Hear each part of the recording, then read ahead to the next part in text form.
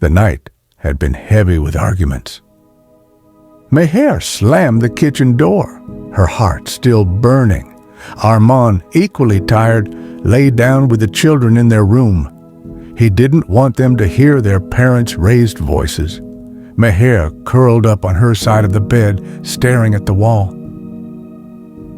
The same complaints circled again and again.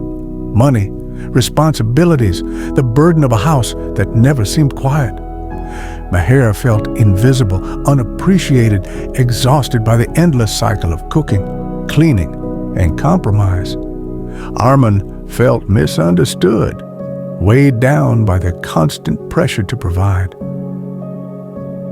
They slept in silence, their backs turned. The next morning, Meher went out for errands, her mood still clouded. As she walked through the neighborhood, she noticed things she had never paid attention to before.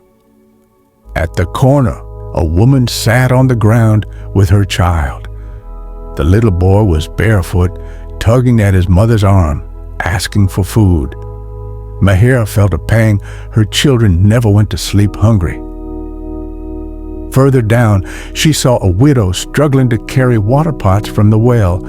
Her house had no running water. Meher thought of her own home, where Armand had worked hard to install a small water connection so she would not have to fetch it herself. Passing the school, she noticed children peeking through the gate their parents couldn't afford to send them inside. She paused, thinking of her own children who carried books, wore uniforms, and had a father determined to keep them in school, no matter the sacrifice. Everywhere she looked, there were stories of lack of people wishing for the very life she took for granted. By the time Meher returned home, something inside her had softened.